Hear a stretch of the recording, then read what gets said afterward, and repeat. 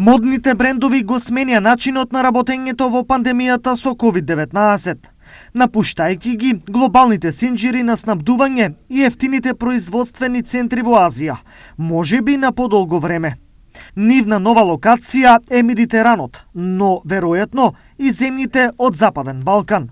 Ова ги подгреа надежите на македонските текстилци, кои очекуваат повеќе работа и излез од кризата. Па ова е убава информација што сега ми ја презентиравте и токму во таа насока се активностите на текстилниот кластер. Именно ние и претходно учествувавме на сајми каде што вршевме засилена промоција на производните можности на македонските компании. Некако пандемијата малце не закочи во тој дел, но за големо задоволство на компаниите можам да кажам дека ова година, односно овој месец, крајот на месецот, со 6 компании учествуваме на сајм А+А во Дизелдорф и тука ќе искористиме можноста за поголема наша промоција. Текстилството заедно со кожарството беа едни од најпогодените индустрии со COVID-19, а последиците се уште силно се чувствуваат во најголем дел од компаниите од оваа гранка. Па состојбата се уште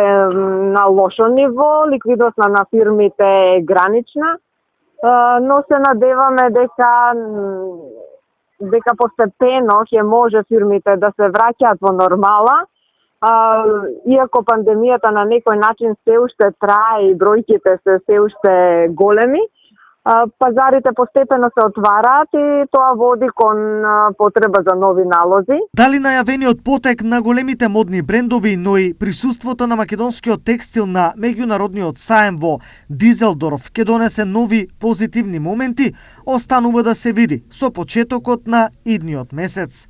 Дотогаш останува тенката линија на ликвидност, која овдешните текстилни компании едва ја задражуваат.